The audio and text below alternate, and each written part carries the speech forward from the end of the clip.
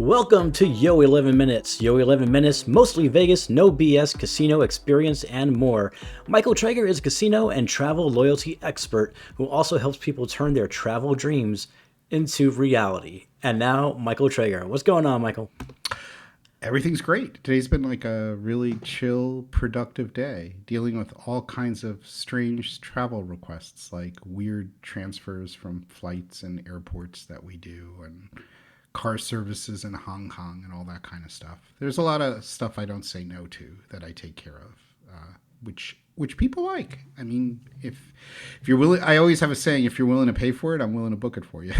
Well, that's because you turn people's travel dreams into reality. Oh, da dum dum, Dum dum. That cool. But what I want to know about my winter dreams. Is there any of that going on in the news today? Yes, there is. Now it is time for the news and views. You know it's that time of year when the Boulevard Pool at the Cosmopolitan transforms into an ice skating rink high above the Las Vegas Strip. The ice rink at the Cosmopolitan is now open. At the ice rink, you can skate across 4,200 square feet of real ice, roast s'mores by the fire, indulge in seasonal food and beverage offerings, all while surrounded by the glittering lights of Las Vegas. Skate rentals are $30 daily, but $20 for locals, military, and first responders with valid ID from Monday through Thursday. Light snow showers happen every 30 minutes from 7 p.m. to 11 p.m. And that's going to do it for the news. And now for the views. Michael, what are your thoughts? My thoughts are that you never want to see me on ice skates. And if you do, that you need to take the under on me falling on my ass in under 11 minutes. Now it's time for Yo 11 Seconds with Michael Traeger on ice skates. Yeah, that's true. Actually, the thing that I captured there was the snow showers. I'm like, okay, is the snow showers thing a new thing or not? But I sort of dig that idea. Light snow. There will be light snow showers every 30 minutes. Yeah, I know they were doing that at the Link Promenade for the holiday season, where it would, quote unquote, snow. But if you stick out your tongue to catch it, it's soap. It's soap. But I used to taste it like soap. But yeah, they're doing that at Cosmo now too. So that's pretty cool to bring a little snow, quote unquote, into Vegas. That's great. No, I think all that stuff is cool. I love hearing about all the Christmas. I love all the Christmas stuff. It's just super cool. Alrighty, with that, it is time for the tease.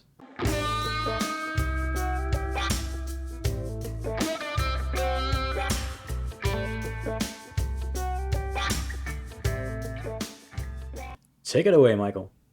Sure. Today's tease is a little bit, following this theme of Fontainebleau, is North Strip versus the South Strip.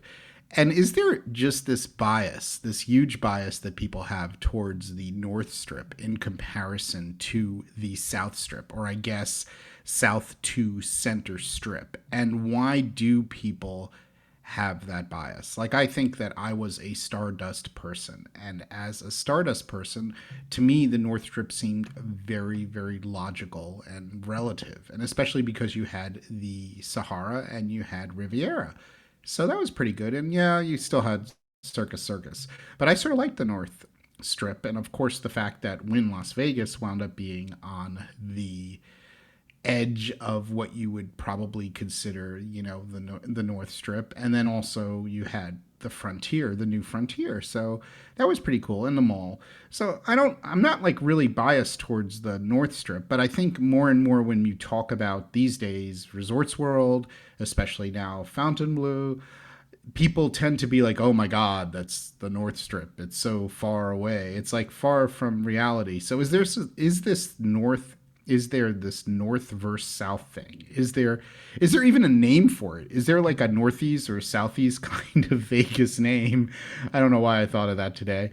And also, like, maybe is it that properties like Circus sort of taint the North Strip? Well, that doesn't really make that much sense to me, because if Circus taints the North Strip, then for sure Excalibur taints the South Strip.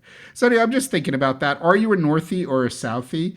I'm sort of curious. Do you have a bias towards the North Strip? I'm also very curious about that. Also, revisiting a little bit yesterday about the Fontainebleau opening, I was chatting about with Meltz Vegas, and he was saying that a number of the cool kids did get invites, and a few of them did show invites to Fontainebleau, and those are influencers, like mainstream influencers. So that's sort of a curiosity.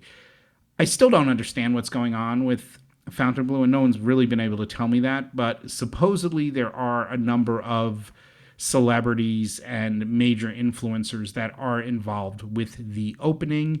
Of course, I don't know, maybe they're purposely not sharing much. Maybe there's a non-disclosure. I have no idea if that's true. Maybe, does anyone really care about Fontainebleau opening more than us Vegas geeky people? So that's just a little, just a few more thoughts.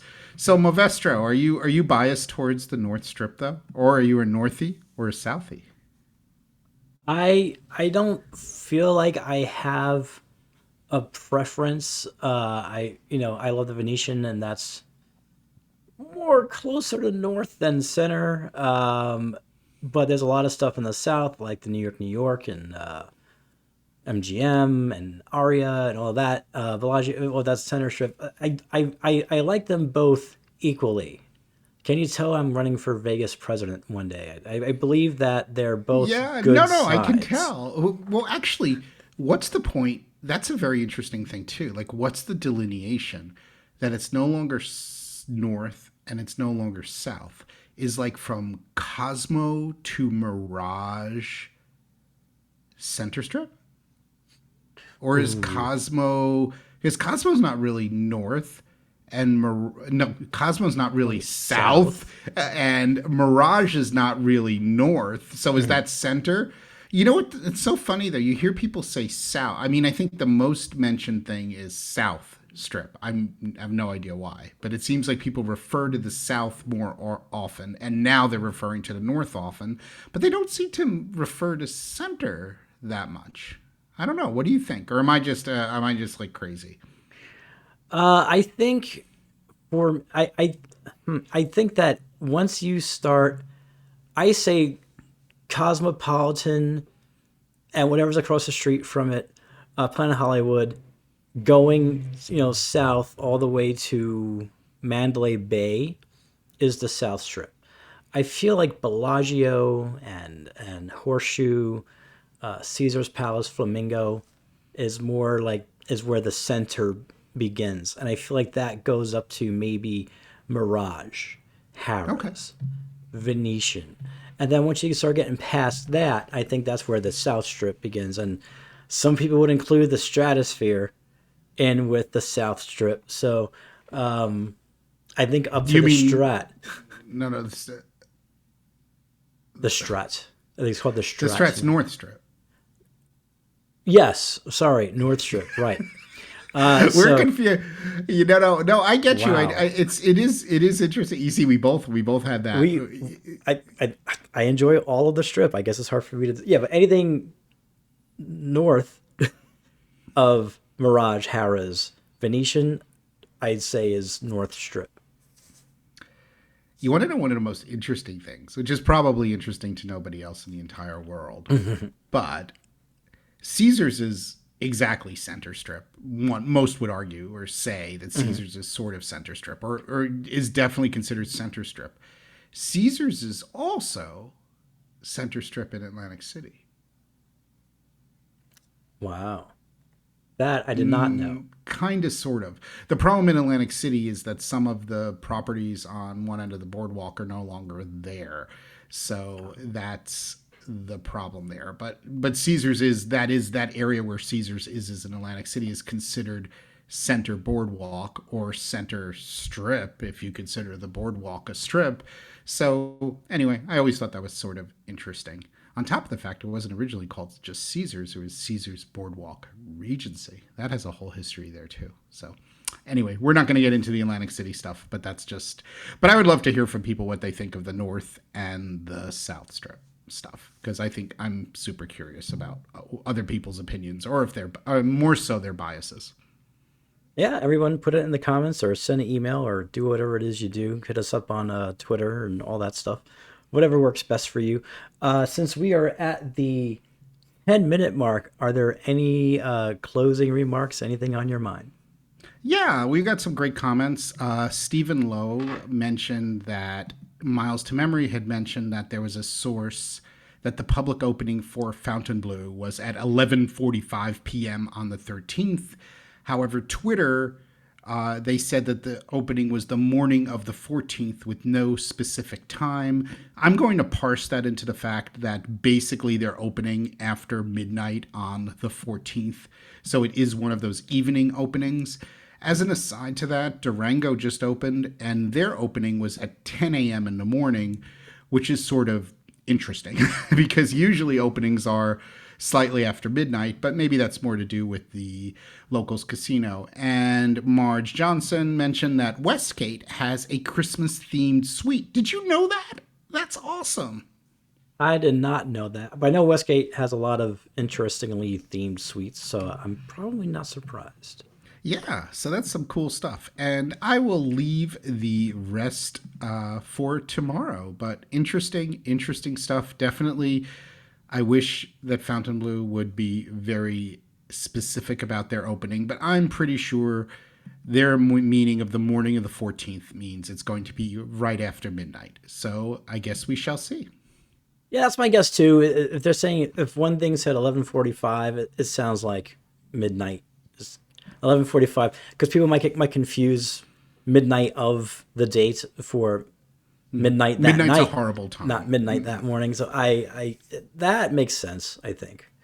I think so, because when you say yeah, I think it's a very I think actually 11:45 p.m. is more understandable to people because you know exactly what date it's on. The only problem with that is 11:45 p.m. would be opening on the 13th as opposed to the 14th. Anyway, we'll see. We'll know soon. We will know soon enough. They'll just make everybody wait in the cold for 15 minutes. Yeah. There you go. There you go. All right. Well, that's going to do it for this episode.